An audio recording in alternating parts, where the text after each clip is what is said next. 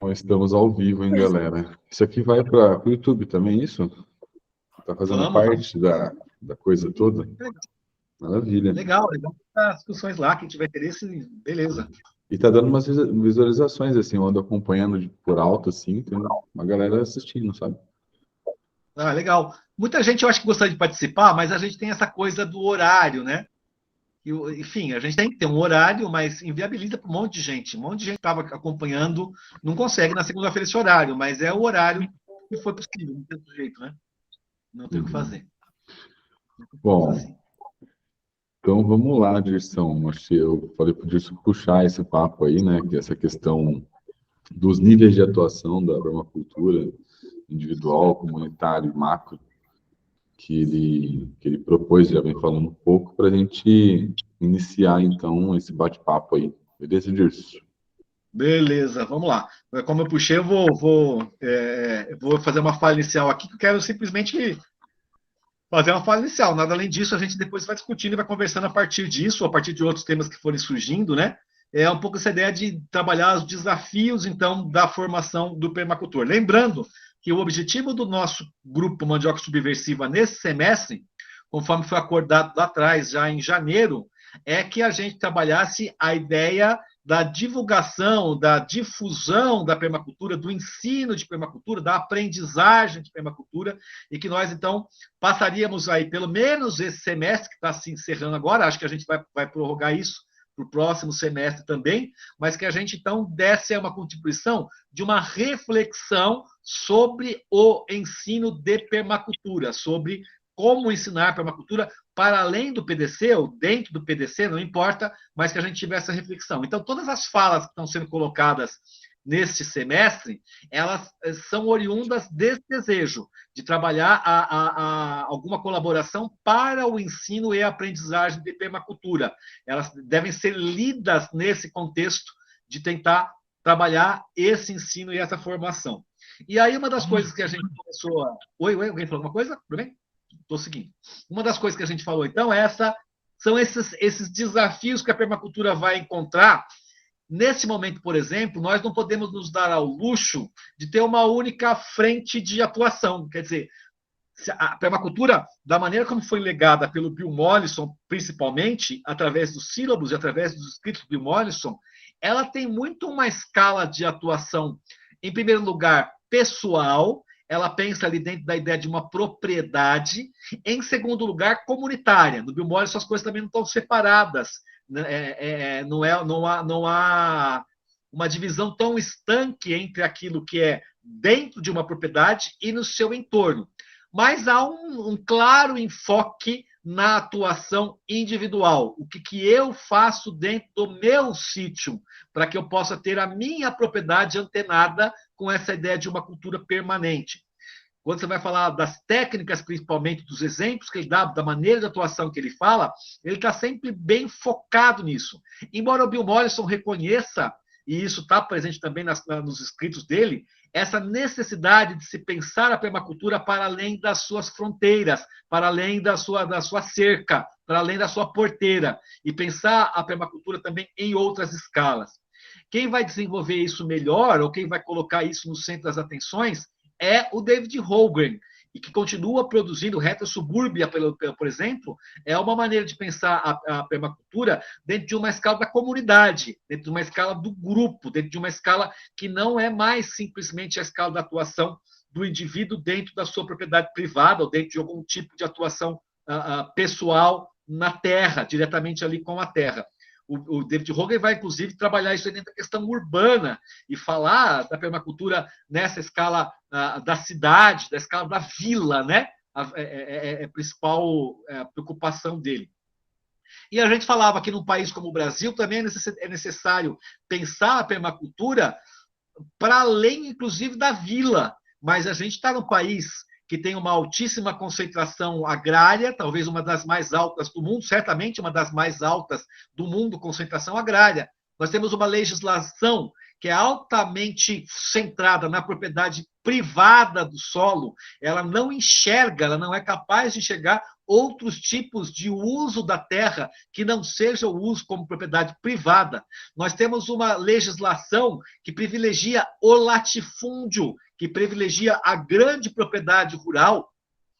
E aí, com tudo que isso tem de bom e de ruim, quer dizer, privilegiando modelos agrícolas exportadores, modelos agrícolas baseados na agricultura química, modelos de exploração do trabalho do campesinato e de uma produção em monocultura, enfim, modelos que são totalmente insustentáveis e que estão na base daquilo que é o Brasil e da maneira como nós pensamos a estrutura fundiária. Simplesmente tentar enxugar gelo falar em permacultura num país em que este é o modelo de produção rural, em que este é o modelo de produção e de propriedade do solo, de uso do solo.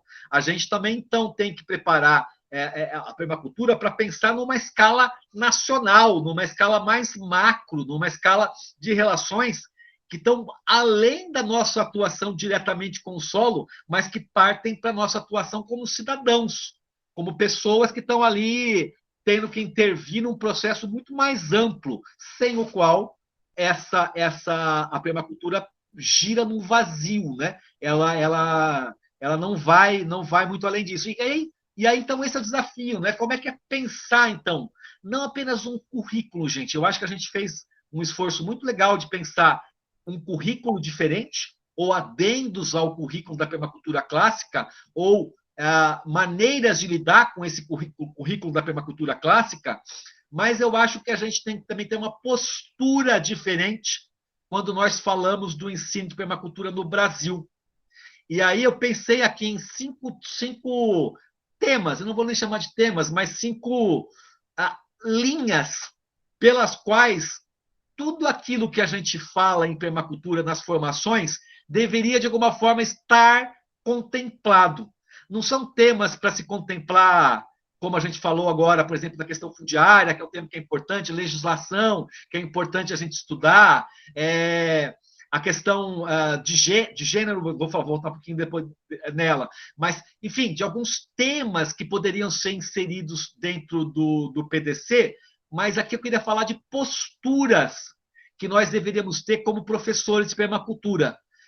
Preocupações, linhas gerais que nos permitam essa atuação simultaneamente no local, falando das técnicas de conservação e de recuperação de cada propriedade, no regional, falando das ligações com a comunidade, falando das ligações com o entorno, uma permacultura que ela vai trabalhar o conceito de autonomia compartilhada dentro de uma comunidade, isso é um outro nível, e no terceiro nível, que é o nível nacional, é o nível que escapa das nossas atuações cotidianas e que entra na atuação cidadã. Então, que cinco temas, que 5 linhas são essas que eu acho que deveriam perpassar toda a formação do permacultor? A primeira, fundamental, nós temos que ter uma preocupação urgente com a questão dos custos. Formação em permacultura, eu digo que ela não é cara, ela é longa. E aí, por ser longa, ela acaba se tornando cara. Porque quando nós vamos dividir o valor de um PDC pelo número de dias que a pessoa fica estudando, pelo número de dias que as pessoas estão trabalhando para fornecer esta formação, a gente percebe que ela não é necessariamente cara, o valor não é alto. Só que como a formação é longa, ela acaba se tornando cara. E quando nós falamos aqui nesse grupo, nós falamos bastante disso, desses temas que a gente gostaria de trabalhar a mais, aí ferrou-se, porque possivelmente nós estamos falando em aumentar essa formação, em ter mais dias, maior carga horária nessa formação. Então, esse é o desafio. Como é que eu invisto numa formação ampliada? Como é que eu invisto numa formação aprofundada, sem elevar custos e sem elitizar ainda mais o PDC, sem aumentar essa sensação de elitização que a formação de permacultura tem. Então, nós temos que elaborar estratégias para isso. Nós que estamos pensando em difusão da permacultura, nós não podemos insistir nesse modelo privatista de de curso normal que você vai lá e paga e fica 10, 15. Tem PDCs hoje sendo oferecidos aqui na Bahia com 15 dias de duração. Qual é o custo de se fazer um PDC com 15 dias de duração? E outra, que tipo de gente consegue parar a sua vida durante 15 dias para fazer uma formação em permacultura? Então, se a gente quiser, de fato, ter uma transformação nessa atuação da formação em permacultura, é fundamental pensar na questão dos custos. Várias maneiras são abertas para isso, a gente pode discutir, eu acho que só isso aí dá uma bela discussão de um dia inteiro para a gente pensar. Tal. Eu sempre tento imaginar formatos em que as pessoas que estão fazendo o curso não sejam necessariamente quem paga. O formato do SESC, por exemplo, é uma instituição que está lá bancando para que outras pessoas façam esse curso. E aí entrar em editais, entrar em outras formas. Aqui eu colaboro num PDC que é feito na Unifal, que é a Universidade Federal de Minas Gerais, a Federal de Larvas, que tem um campus em Varginha, e que está oferecendo lá um PDC pago pela universidade. Então, quem faz o PDC não é quem paga, quem faz é quem precisa, quem paga é quem tem recursos para pagar. Essa maneira de trabalhar me parece interessante e me parece um caminho bastante viável da gente pensar no futuro. Eu vou me estender nisso aí, mas é isso aí. Outro tema importantíssimo, transversal, que eu acho que a gente tem que atuar para poder chegar nessa questão das escalas, é o tema da regionalização. O PDC e a formação clássica em permacultura são generalistas. Eles tentam dar conta de uma série de contextos, de uma série de aplicações, e eu acho que cabe aos professores de permacultura trazer isso para o contexto concreto. Não abrir mão do universal, mas particularizar esse universal em contextos concretos. Isso aí, então, implica que nós sejamos permacultores que tenham uma visão geral, mas que tenham uma carga maior, um peso maior ao conhecimento do seu próprio bioma, da sua própria biorregião, para não gerar. Eu não tenho condições, não me sinto hoje apto a ir dar um PDC na Caatinga. Pô, mas eu não sou permacultor? Sou permacultor. Mas há tantas questões que são particulares daquela biorregião que eu não estou familiarizado e que não deveria caber a mim dar um PDC na Caatinga. Nós deveríamos formar professores em todos os biomas, capazes de atuar em todas as biorregiões, para que pudessem dar conta das demandas de formação das suas próprias regiões.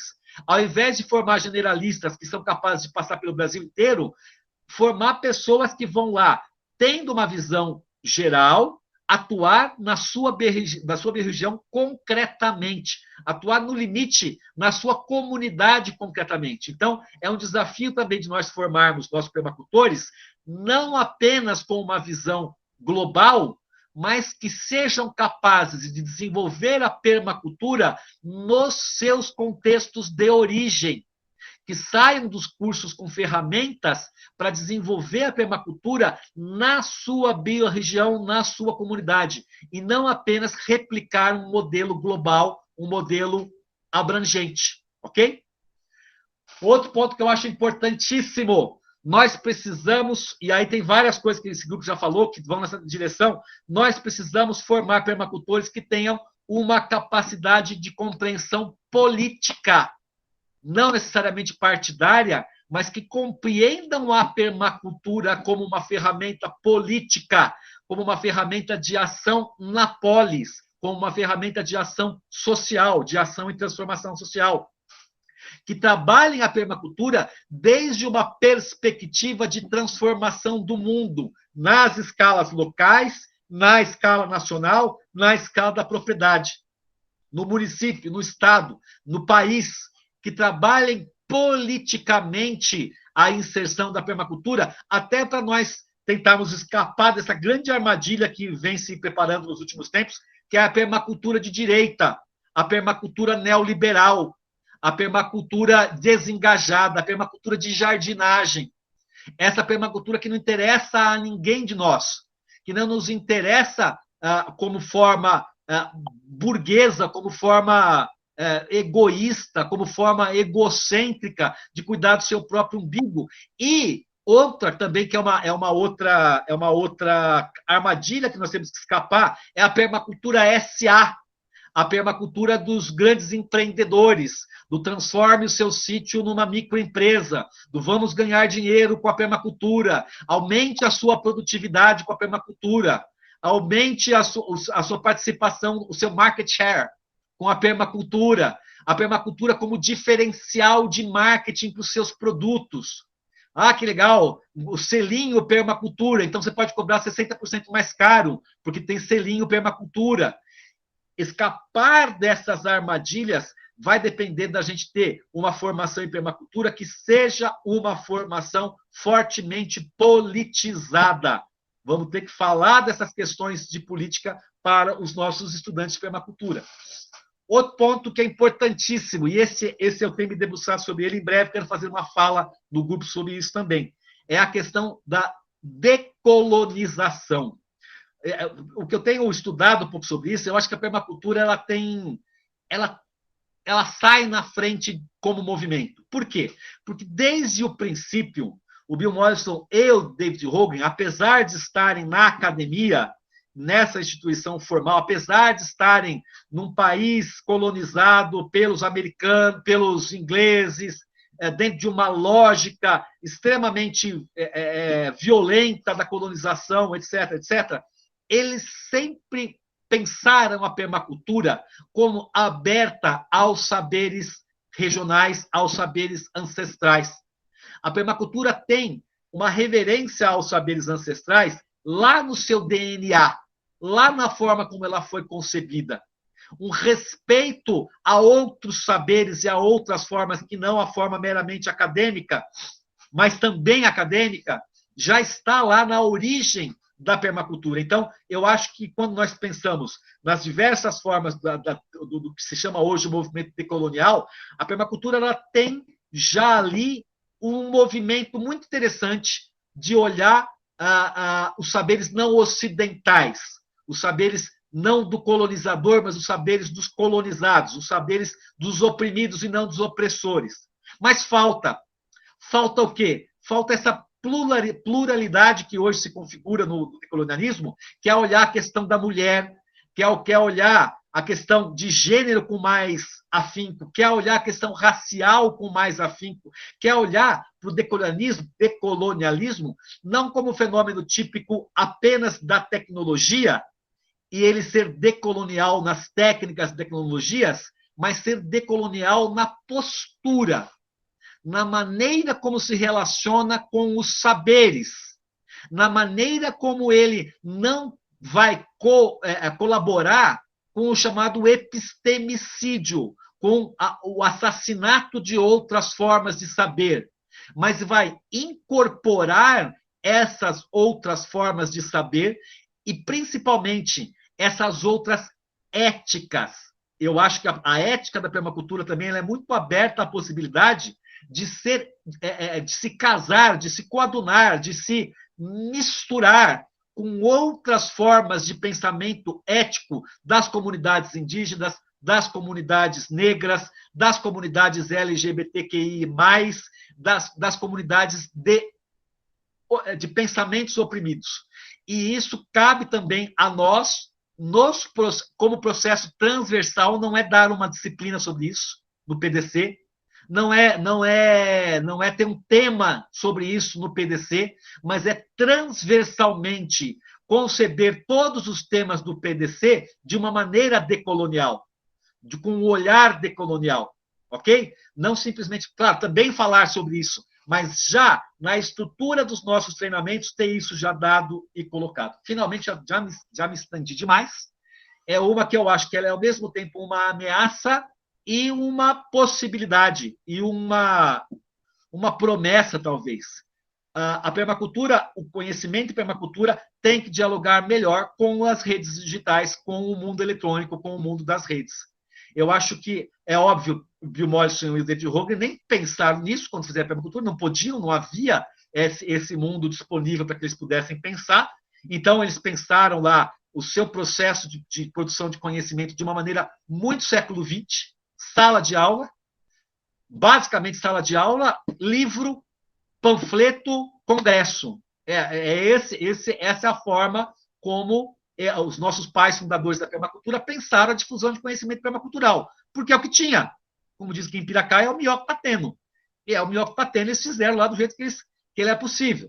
Cabe a nós dizer, não, pera um pouquinho, mas, porra, não é mais possível eu falar em difusão de conhecimento passando por cima dessa realidade digital que hoje nos abarca. Nós precisamos trabalhar com essa realidade. Agora, precisamos trabalhar também com essa realidade digital sem nos curvarmos a ela, sem fazermos dela um fim, mas fazendo dela um meio, usando ela como uma ferramenta para que nós possamos trabalhar o desenvolvimento das habilidades do conhecimento da permacultura e difundir o conhecimento da permacultura, mas sem fazer dela a finalidade da permacultura. Quer dizer, é o permacultor de Facebook, é o permacultor de Instagram, permacultor de TikTok. Isso não nos cabe, mas nos cabe sim, é necessário que a gente incorpore ferramentas digitais no ensino e aprendizagem de permacultura. E aí, por que eu digo que ela é, ao mesmo tempo, uma ameaça? Porque a gente corre esse risco de passar a vida inteira. Eu tenho esse problema seríssimo. Hoje, o número de horas que eu trabalho para o digital é desproporcional. Eu não deveria trabalhar tantas horas assim. Mas se eu quiser viver de curso, não tem outro jeito. Eu tenho que fazer isso. Quem não precisa viver de curso, não precisa fazer. No meu caso, não dá. Então, ela é uma ameaça, mas ela também é uma promessa, porque ela pode baratear custos, ela pode atrair pessoas de diversas localidades, ela pode permitir um diálogo, tanto biorregional quanto nas questões decoloniais, muito mais intenso. Eu consigo ter uma tradução dos conceitos de permacultura para os mais diversos idiomas, entre aspas, né, para as mais diversas culturas, uma disponibilidade de apropriação desses princípios numa escala que o Bill Mollison e o David Hogan jamais pensaram, jamais puderam conceber. Então, nos cabe pensar formações de permacultura que valorizem o corpo, que valorizem a presença, que valorizem o trabalho manual, que valorizem o fazer local, a terra, o local onde se está, a comunidade onde se está, mas que usem os meios digitais de maneira inteligente para poder tirar daí benefícios que estão disponíveis para nós e não estavam disponíveis para os nossos pais fundadores. Então, eu quero crer que nessas 5 maneiras que eu linkei aqui, transversais, de se olhar a formação da permacultura, talvez a gente comece a ensaiar uma resposta para esse dilema do fazer pessoal, eu, na minha propriedade, ao mesmo tempo na minha comunidade, ao mesmo tempo no meu país e no mundo, porque está tudo interligado e cada vez mais interligado. Nós não podemos nos dar ao luxo de olhar para a nossa horta e dizer é aqui que eu sou permacultor, isso aqui encerra a minha função de permacultura, eu faço uma horta bacana, cuido da minha subsistência, tenho um excedente de alface, divido com o meu vizinho e estou resolvido. Infelizmente, esse tempo da inocência passou. O desafio que nos espera é um pouco maior do que isso. É só uma fala inicial para provocar, para a gente poder ter aí uma conversa. Maravilha, Dirção. Vamos fazer a nossa fotinha clássica e quem puder abrir a câmera. Vou postar nas redes sociais da Mandioca.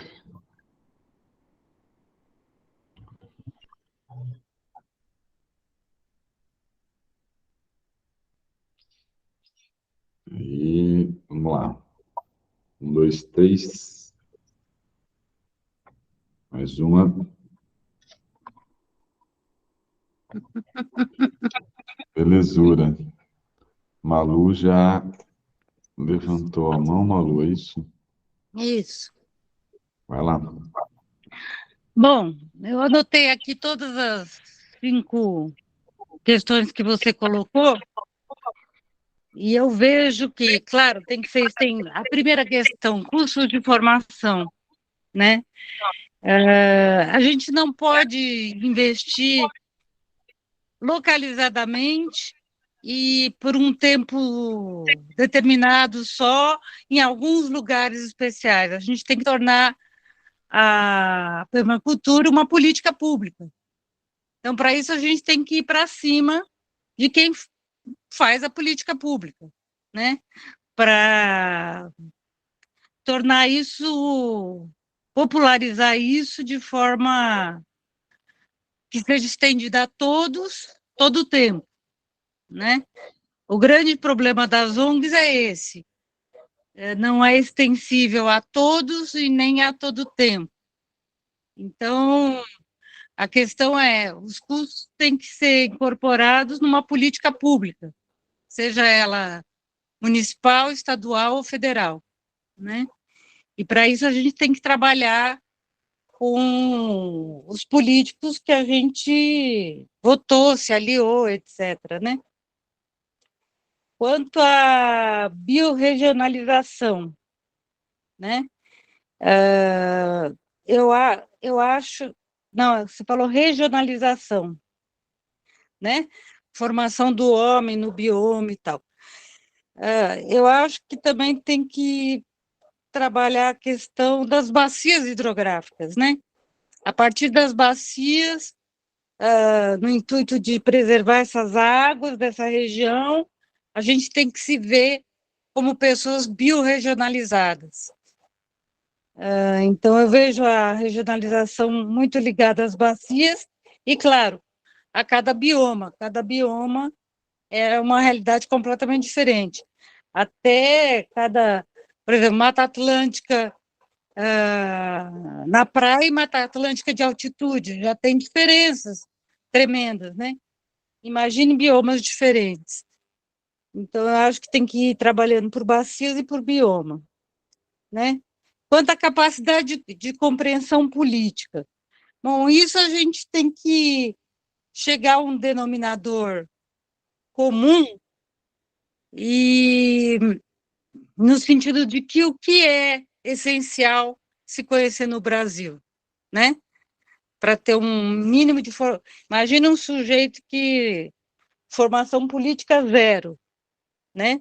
O que é interessante ele saber do Brasil para ele começar a ter essa capacidade crítica, né? Então, eu acho que a gente tem elementos nas próprias temáticas que podem levar a isso, né? E mais um capítulozinho 23 do Marx não faz mal para ninguém, né? Então, eu acho que isso perpassa tanto o nosso discurso quanto um mínimo de formação política, né? E sobre desigualdade no Brasil e tal, né? O tema decolonização. Você citou todos que sofrem os efeitos da colonização, mas não citou o que é o principal da decolonização, que é justamente o fazer pela própria cultura, né? Como é o fazer dos indígenas, como é o fazer dos quilombolas com relação à permacultura, como é o fazer tradicional de caiçaras, como é o fazer... O que envolve, basicamente, a questão sociocultural, né? Com relação a dialogar com as redes sociais, aí já não é minha praia. Mas, claro, preciso usar essa ferramenta com todo cuidado e criatividade. Era mais ou menos isso que eu queria também suscitar. Falou? Posso só dar uma informaçãozinha, assim, só um complemento em relação à questão da regionalização?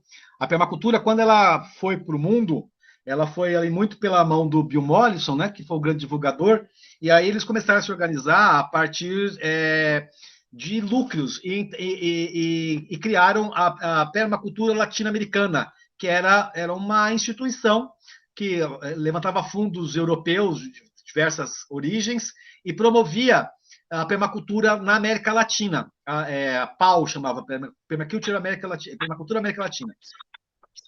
Qual foi a estratégia que eles utilizaram? O financiamento de núcleos de permacultura, o financiamento de instituições que deveriam ser ali uma espécie de showroom do pensamento da permacultura, mas também das técnicas, tecnologias da permacultura, e fundaram essas instituições por biomas. Então, você vai ter ali em Goiás, como é que chama lá? Que é bem conhecido lá, o Instituto, o IPEMA, o IPEC, o IPEMA, os IPs, que são os Institutos de Permacultura do Cerrado, Instituto de Permacultura da Amazônia, Instituto de Permacultura dos Pampas, e por aí vai. Porque já havia ali um pouco essa perspectiva e esse entendimento de que a permacultura deveria olhar um pouco melhor o seu ambiente, e isso é impossível num país como o Brasil, que se olhe todos. Então, dessa formação um pouco mais destacada do permacultor. Foi a estratégia que eles utilizaram. Eu acho que hoje ela já está um pouco ultrapassada. Poderíamos pensar em outras coisas. Vai lá, Thaís. Eu acho que o Dirce trouxe, a Malu trouxeram, são super... Acho que é por aí mesmo, né? Eu acho que a gente já tinha até conversado nessa questão de ter essas questões de raça, de gênero, atravessando, né, os nossos pensamentos, as nossas falas, nossas ações. E acho que isso é super importante, porque são os grupos que estão deixados de lado, né? Então, então ele já tem isso, né? Se a gente não consegue incluí-los, então o que a gente está fazendo, né? Mas acho que, para mim, uma coisa que sempre fica, assim, acho que depois que eu fiz a formação, eu acho que o que me pegou, na verdade, para fazer hoje, né, acho que eu sinto que eu estou caminhando, né, pela permacultura, mas para mim o maior desafio, acho que eu vejo assim, o meu desafio para ajudar outras pessoas também, acho que passam por isso, ou podem passar. E é como que você sai de uma vida em São Paulo, uma vida, né, urbana, e aí como é que você faz essa mudança? Eu já quis radicalizar, né? Já fui para um sítio. E aí o que eu percebi, para mim, que eu acho que a gente conversa muito, que acho que poderia estar até no final assim da formação, é como que a gente constrói as coisas coletivamente, né? Porque acho que esse foi um grande desafio. Toda vez que eu ia para fazer esses mergulhos, né, de estar em grupos, gente, vamos desenvolver, vamos, né, fazer coisas coletivas, pensar em projetos. Eu acho que a gente ainda não sabe fazer as coisas coletivamente. Então, tem hoje vários processos, Dragon Dreaming, comunicação não violenta, que acho que é muito que eu trago aqui, né? É como que a gente faz isso e conversar, a gente não consegue tomar decisões, né? Então, acho que eu percebo que acho que falta um pouco isso, né, na formação. Acho que passa por isso. Eu lembro que quando a gente fala de estruturas invisíveis, eu lembro até muito, acho que era até o Henrique que trazia mais, né? Sociocracia. Mas eu acho que é fazer alguma coisa prática mesmo, sabe? Mais prática para a gente.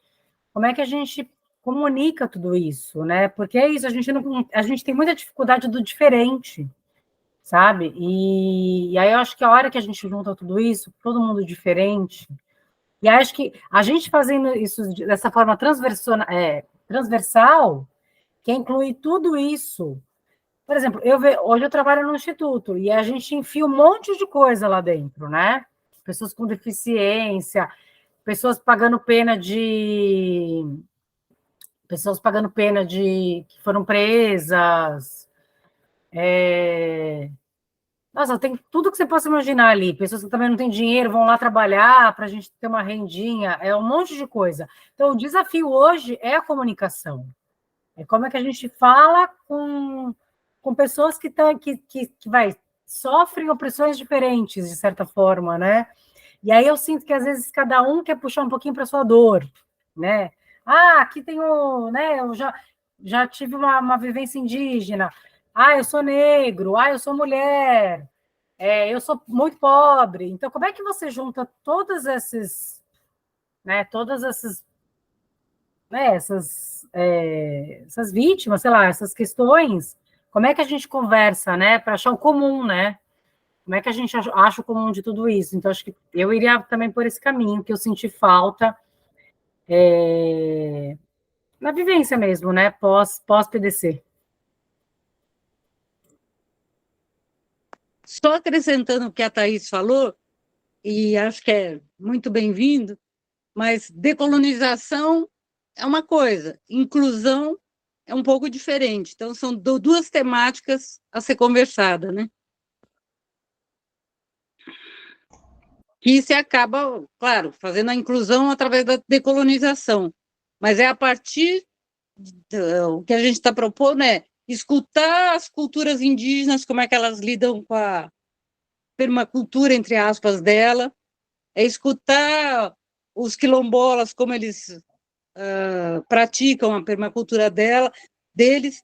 Isso é um processo de decolonização. E agora, a inclusão de pessoas que não têm vivência em permacultura é outra coisa, né? Ô, Nilson, você quer comentar da Thaís primeiro, antes de eu falar? Então, eu vou comentar a fala da Malu. Existem inclusões que são colonialistas. Esse foi o tema do meu doutorado sobre inclusão digital. É possível ser colonialista ao incluir. Não é só a exclusão que é colonialista.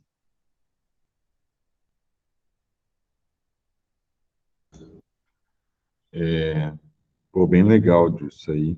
Os pontos eu também marquei aqui.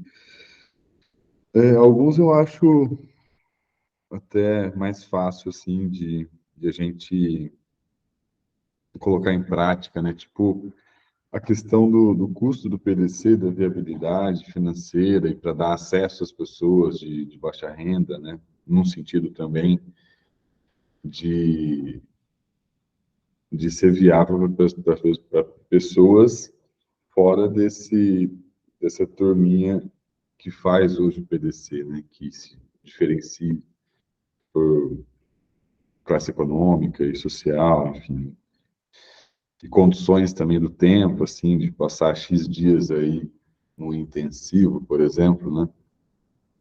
Eu acho que isso, como você falou, assim, como já tem um caminho, já abriram algumas portas, né? Tipo, o pessoal de Jundiaí, eu acho, do Sesc, né? Do André Fossalusa lá, que fez, da faculdade, que abriu a porta, então teve um orçamento para isso também, né? Então, acho que é pensar, assim, estratégias mesmo de financiamento, de como ou vender o PDC para alguma instituição, dessa forma para ficar acessível, né?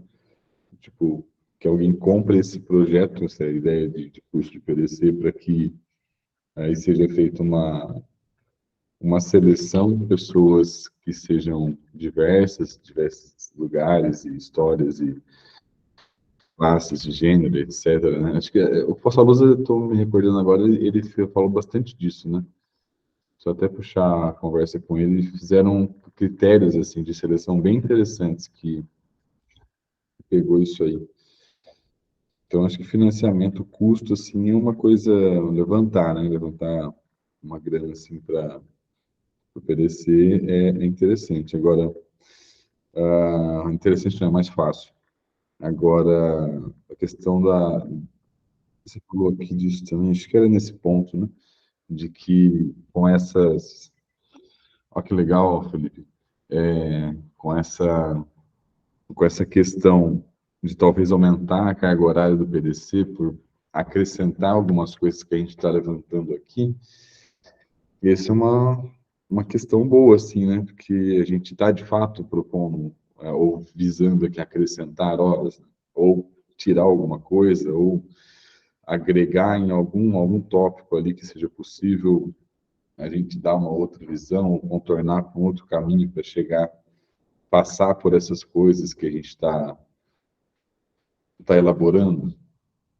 Porque, de fato, né, se em uma semana acho que já restringe bastante gente de participar, né, por mais que seja em férias escolares ou final de ano e tal, já é complicado você tirar, para qualquer coisa, se tirar uma semana da sua vida, 10 dias aí, né?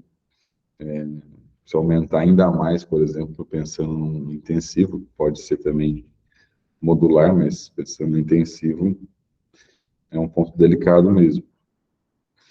A regionalização, poxa, que a gente tá nessa tecla já, tá batendo nesse ponto. Não entendo muito a fundo como é que a gente faz isso na prática, na questão da formação, porque vamos pensar no pau d'água que está dando, ou qualquer lugar, né, que vai oferecer o PDC, a gente vai pensar na regionalização, mas de ensinar isso com pessoas que vão vir de diversos lugares, né, de realidades diferentes, biorregionais, inclusive. Então, como é que a gente dá uma instrução, uma educação permacultural para essa pessoa conseguir aplicar isso, mas não fazendo com que essa multiplicidade de regiões e de pessoas, elas façam o negócio ficar muito grande, tentar abranger muita coisa e também talvez não aprofundar em alguma coisa, né? Sempre essa questão do tempo, assim, de como é que a gente vai conseguir trabalhar isso para o PDC ser essa ferramenta, né? A pessoa sair de lá e conseguir, dentro da sua realidade, do seu contexto, da sua região, ela conseguir trabalhar, né? Ferramenta política, meu irmão, é o mais difícil aqui, eu acho. Como não formar ou não confundir permacultores aí, né, de direita e tal. Aquela história, né, acho que a gente foi em alguma reunião bem para trás aí, que precisou se criar um grupo no Facebook chamado Permacultores Antifascistas, né? Teve essa necessidade de fazer um grupo de permacultores antifascistas, assim. As coisas, ao longo do caminho, realmente, a humanidade tem o poder de distorcer bastante. Então, isso é o mais complicado, né? Mais complicado, assim, porque acho que volta um pouco atrás, né? Tem coisas que a gente não vai conseguir alcançar no PDC, por mais que a gente aqui fique anos aqui pensando e quebrando a cabeça e pá, que fogem do nosso alcance mesmo, assim, né? Tipo, caramba, a gente está falando de ferramenta política, de beleza, né? A parada aqui que foi colocada, a gente entendeu. Agora, como é que a gente faz isso num curso de X horas aí, né? Uma pessoa que não teve educação política na escola, não teve formação, não teve informação a respeito. Pelo contrário, teve desinformação a respeito, né, de como é que se faz a política e a atuação e o que dá para fazer, que no PDC, né, que eu fiz no pau d'água já foi muito bem feito, eu preciso sempre baixo nessa tecla, que é maravilhoso, que é bater na questão anticapitalista, deixar isso explícito, né, desde o convite do PDC até as aulas e tal. Mas ainda assim, se a pessoa já tiver um histórico muito aprofundado, se a pessoa já tiver um histórico muito aprofundado de um pensamento político ou apolítico, né, ou de direita, assim, o que a gente pode fazer é plantar uma semente, dar ali uma coisa que vai ser só pequena coisinha, assim, para as pessoas talvez somar com outras coisas da vida dela e que vão dizer para ela que ela vá entender isso. Enfim. Decolonização também não estudei muito a fundo, assim, só vi coisas por alto, então não vou me arriscar a pontuar nada, mas acho super importante também, assim como foi colocado. Dialogar com o digital, cara, isso aí eu acho que bate muito numa tecla que é também, assim, acho que é pouco usado, né? Pelo menos no PDC que eu fiz, eu não senti falta, assim, mas acho que tem muita coisa aí de ferramentas hoje em dia que pode acrescentar muito. E aí fiquei pensando que talvez não precisam ser coisas muito complexas, tipo, para fazer um aplicativo ou, sei lá, né, uma estrutura assim que envolva um grande esforço, um investimento de aprender, né? Talvez é uma planilha assim, num Drive, ou uma pasta, um negócio assim que você vai utilizar, né? Coisas mais simples, talvez que a gente já use também para facilitar o acesso, porque se for muito complicado as pessoas entenderem, vai fugir da proposta, né, que é auxiliar no aprendizado.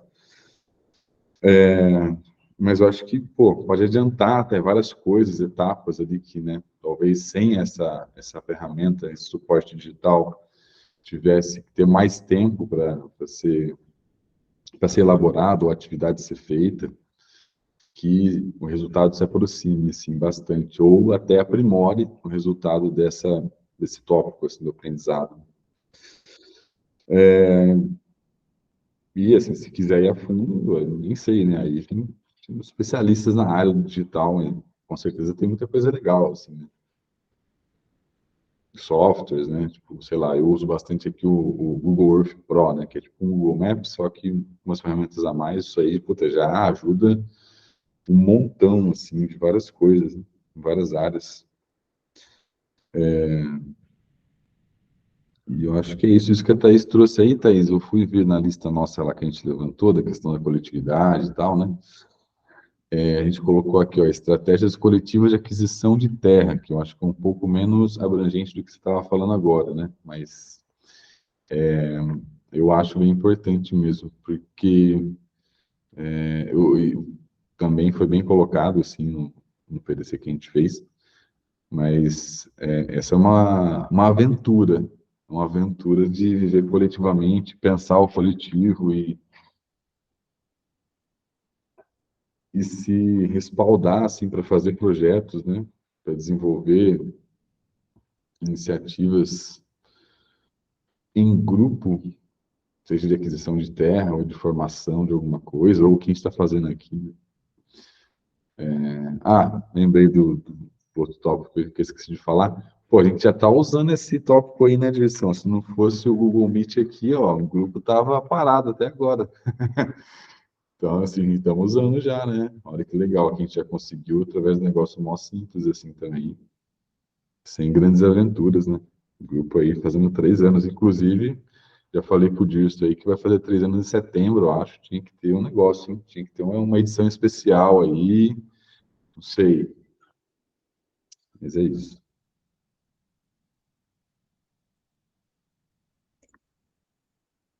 Quer comentar disso? Eu posso passar para o Marcos. Pode passar. Fala lá, Marcos.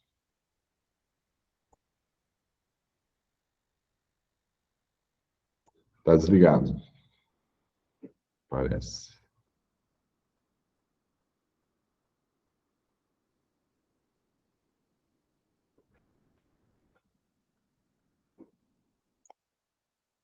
Não, não ouvimos.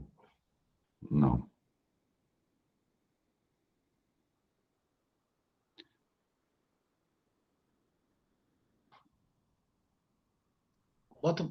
Bota o Felipe na frente. Pode ser, Marcos. Eu vou passar o Felipe até se ajustar aí. Beleza, vai lá, Felipe. Não, só para falar dessa fala do Dirce, acho que foi muito significativa. Semana passada eu estava dando uma aula e questionaram, né, por que da permacultura não ter se popularizado no Brasil de uma maneira que já está aqui praticamente há mais de 30 anos e não conseguiu permear os espaços mesmo, não conseguiu chegar no território de uma maneira efetiva, né? E perguntaram também do contexto da América Latina e do mundo afora. E eu acho que passa muito por esses 5 pontos que o Dirce trouxe mesmo, né? Falta muitas coisas de entender das políticas, de como a gente se comunica digitalmente. A gente ainda está nos anos 2023 e a gente ainda está fazendo uma permacultura analógica, como o Bill Mollison e o David criaram. Como a gente pensa em estratégias mesmo para popularizar, chegar. A gente vê o custo dos PDCs, alguns ainda têm um valor até que relativamente acessível. Eu vi esse que o Dirce falou, e o valor que ele está é um valor que é muito proibitivo, vai virar um PDC para elite, e depois a gente não sabe porque a gente está criando os permacultores de direita, né? E eu acho que faz total sentido a gente ter uma atuação enquanto permacultor que seja a gente se perceber enquanto permacultor 24 horas, não só em determinados momentos. Isso dialoga muito com a nossa atuação política. A partir do momento que a gente se entende permacultor 24 horas, que a gente está levando aquilo que a gente acredita em todo o espaço e todo momento, a nossa atuação passa a ser de acordo com a ética e pensando para discutir outras temáticas. A gente não pode ser permacultor da nossa hortinha lá, tá bonito, fiz a minha parte, e é isso, montei meu espiral de ervas e tá tudo certo. a gente tem que se colocar em todos os lugares, dessa maneira, enquanto permacultor. Então, para mim, a fala do Dirson ainda está reverberando, eu estou tentando digerir, eu ainda vou ver esse vídeo de novo, porque, para mim, fez total sentido de várias respostas de perguntas que tinham passado por mim nesses tempos atrás. Então, valeu, Dirson, pela contribuição e por deixar essas inquietações. Maravilha, Felipe. E aí, Marcos, Será que voltou? Boa, vai lá. Voltou? Sim. Bom, pessoal, boa noite. Em primeiro lugar, eu vou me apresentar, porque talvez eu não, com certeza não conheço a maior parte de vocês, mas eu cheguei até aqui por uma colega, daí ou de Jundiaí, a Joelma Marcolino, e fez vários PTCs, participou de vários processos, mas eu tô aqui na condição, assim, de ouvinte, né, também, de aprender um pouco, chegar um pouquinho para conhecer o trabalho de vocês, e dizer que eu trabalho no SESC Sorocaba, eu sou daqui de um território relativamente próximo, com características diferentes, né, logicamente, mas que eu já estou bastante tempo trabalhando com a questão socioambiental. Eu sou educador, estou, né, como educador ambiental aqui no SESC Sorocaba, já vai fazer 11 anos, e fui colega do André. O André agora não está mais no SESC, o André está na Unesp, está como professor agora universitário, saiu do SESC, mas deixou um processo muito rico, né, de desenvolvimento em várias áreas, inclusive nessa área da permacultura, porque foi a trajetória dele acadêmica também, o doutorado, e foi um processo muito bonito. Eu participei como ouvinte em 21, e anteriormente, em 2018, aqui a gente desenvolveu junto a alguns grupos regionais uma espécie de um PDC. Foi um deguste de um PDC.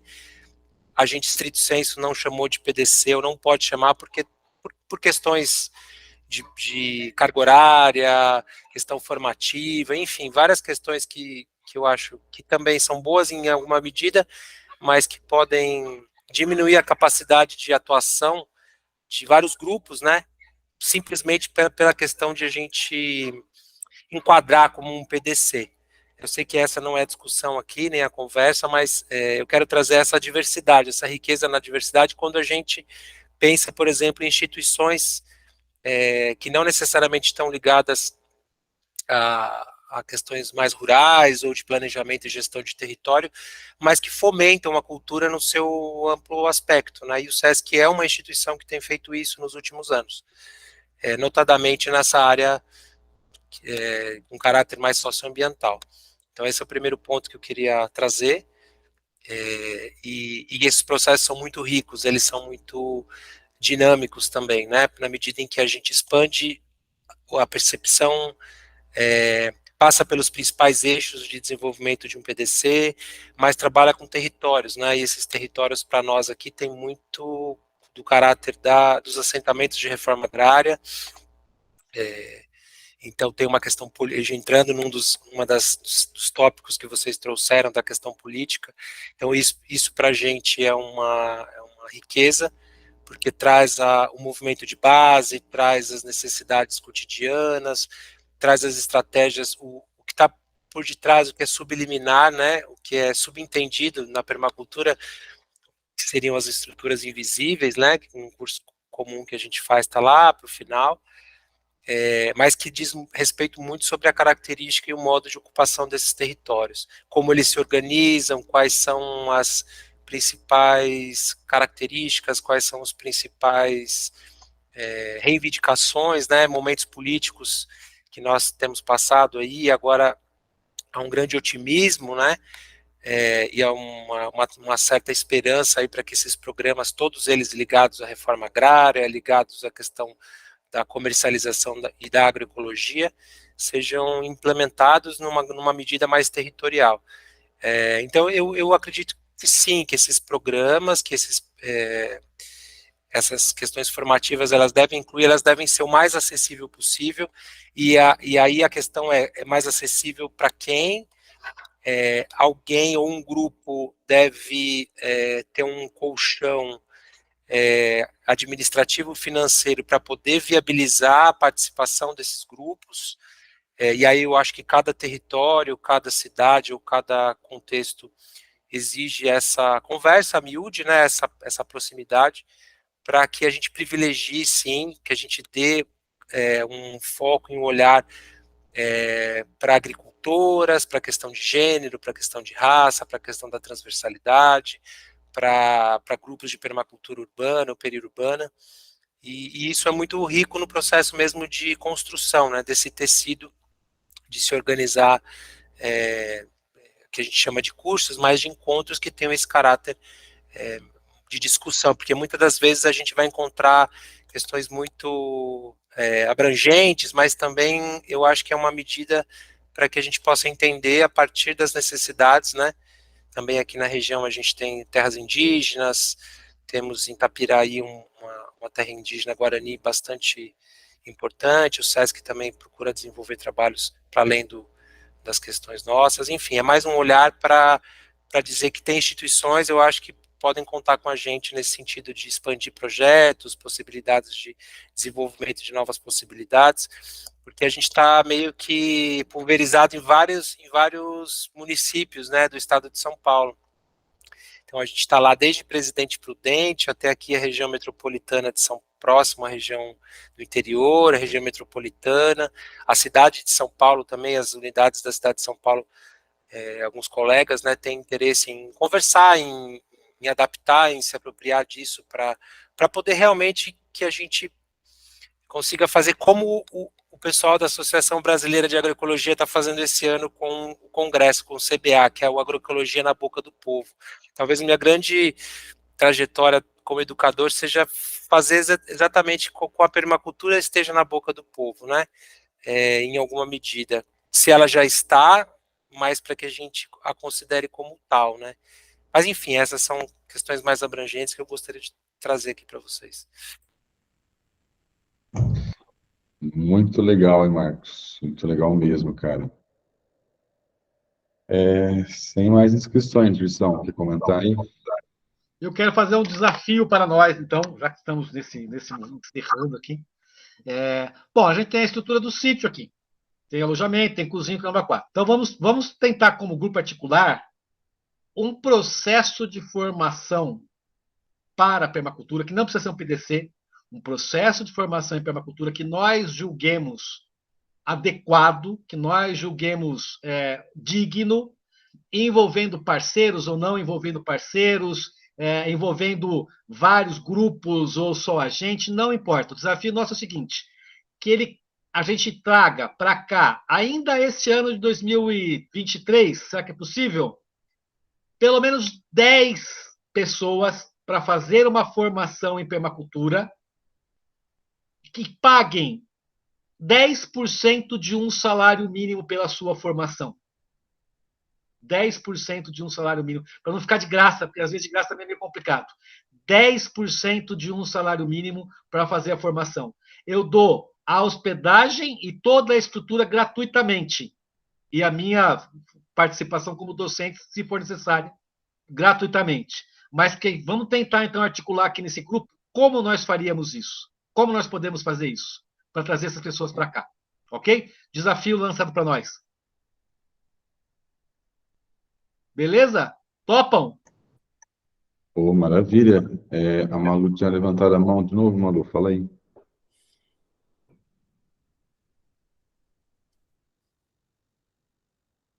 Está desligado o microfone. O microfone está desligado, Malu.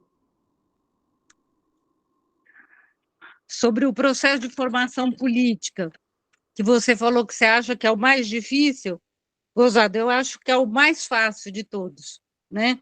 É o que vai permear tudo e fica muito claro quando você bota a realidade brasileira, você já está dando uma capacidade de compreensão crítica política, né? Quanto o companheiro, como é que você chama, que acabou de falar? Marcos.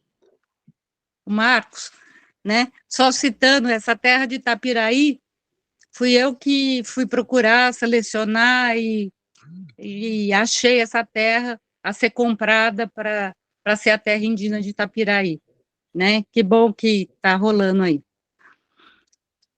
Por fim, eu acho que a gente tem que se inserir no Ministério da Educação, no Ministério da Cultura, no Ministério do Meio Ambiente, no Ministério dos Povos Indígenas, levando essa proposta de permacultura para as escolas, para os centros de cultura, para os centros,